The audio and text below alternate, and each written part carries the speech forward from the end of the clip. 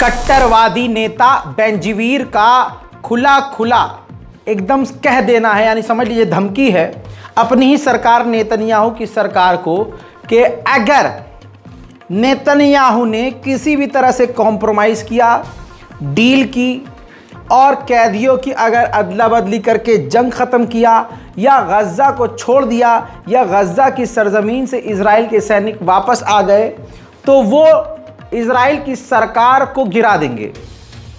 यानी बेंजीवीर के नेताओं और ख़ुद बेंजीवीर के समर्थन से नेतन्याहू की सरकार बनी हुई है।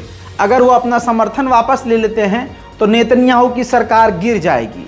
ये धमकी खुद बेंजीवीर ने दे दी है और इस धमकी का असर अगले ही कुछ अपडेट पे आपको नज़र आने वाला है, क्योंकि अगली रिपोर्ट ये आती है जिसमें नेतन्याहू ये कह रहा है कि गज़ा की सरजमीन से इजराइल की फ़ौज नहीं निकलेगी। देखिए, मान ली ना बेंजीवीर की बात, फिर अगली बात कही कि किसी भी कैदी को हम रिहा नहीं करेंगे। फ़िलिस्तीन और गाज़ा से जितने भी कैदियों को, जितने भी फ़िलिस्तीनियों को हमने कैद किया है उनको हम छोड़ेंगे नहीं। WHO ने ऐसी बात बोली है जो दुनिया के हर इंसान के दिल की बात है और इजराइल की गलत जगह पर यह बात मिर्च की तरह लग सकती है, क्योंकि ये कड़वी बात है।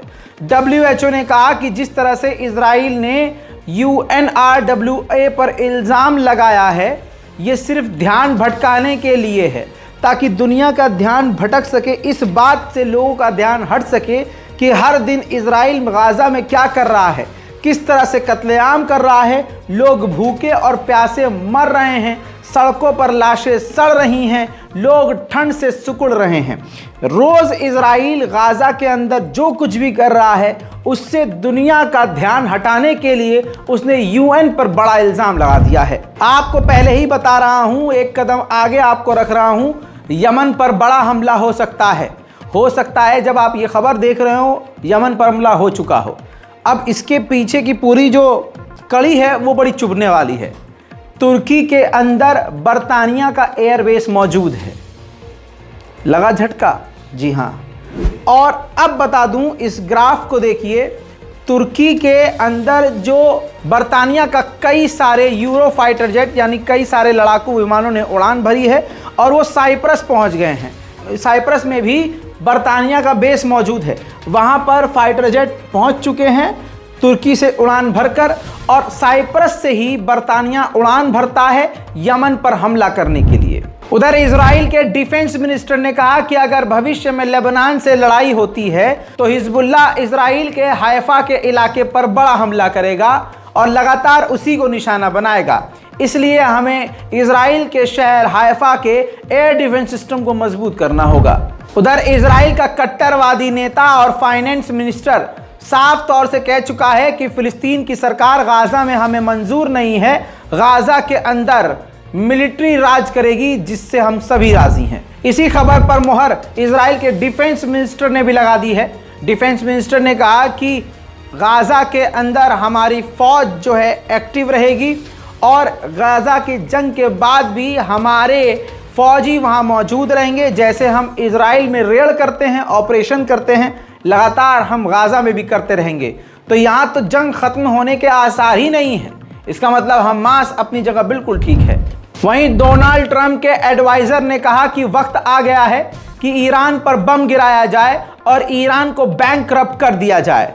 मैं आपको इससे पहले की रिपोर्ट में बता चुका हूं कि मिडिल ईस्ट में कुछ भी हो, ईरान पर खतरा बढ़ता जा रहा है। जेनोसाइड कत्लेआम का साथी, इजराइल का साथी बरतानिया अब खुद भी इजराइल के उस सेटलमेंट वाले प्रेस कॉन्फ्रेंस से नाराज़ हो गया है। उसने कहा कि ये जो प्रेस कॉन्फ्रेंस करके सरकारी नेताओं ने गाज़ा में कब्ज़ा करने का जो पूरा खेल रचा, प्रोग्राम किया, प्रेस कॉन्फ्रेंस करी, पूरी मीटिंग करी और उसको दुनिया के सामने रखा, ये सरासर गलत है। गाज़ा पर कब्ज़ा मंजूर नहीं है। उधर UN की मुसीबत बढ़ती जा रही है।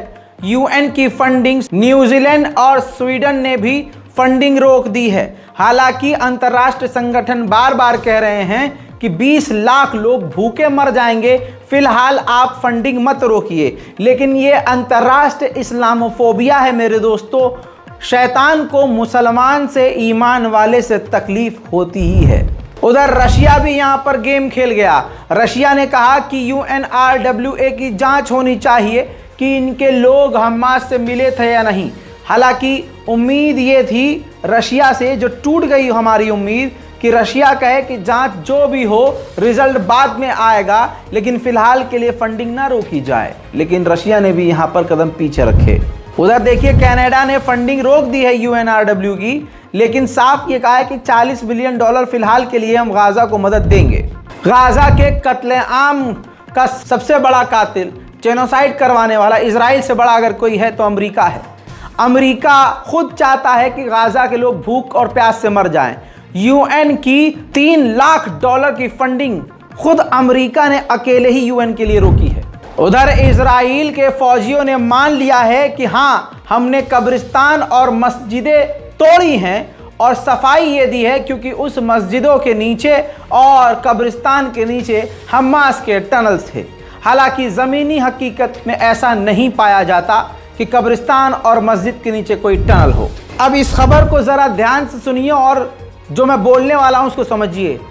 एक यहूदी अमेरिकी वैज्ञानिक ने, अमेरिका में जो यहूदी है, अमेरिकी है और वैज्ञानिक है, साइंटिस्ट है, उसने कहा कि अगर 7 अक्टूबर के कारण हमास के संगठन को मिटा देना चाहिए, डिसमेंटल करना चाहिए, तो इजराइल की फौज को भी 10 बार मिटाना चाहिए, 10 बार डिसमेंटल करना चाहिए, क्योंकि इजराइल की फौज ने फिलिस्तीन और गाजा को पिछले कई सालों और कई सदियों से इसी तरह से घेरा हुआ है और जुल्म पर जुल्म कर रहे हैं। याद रखिएगा, सुनाने जा रहा हूं ये बयान किसी भी गूखोर की गंदी नस्ल को ये कहते हुए ना सुन लूं कि ये मुसलमान है। याद रखना, जो वैज्ञानिक आपके सामने पेश कर रहा हूं वो यहूदी है और अमेरिकी है, वो मुसलमान नहीं है। सुनिए। Hamas has to be dismantled because of what it did on October 7th.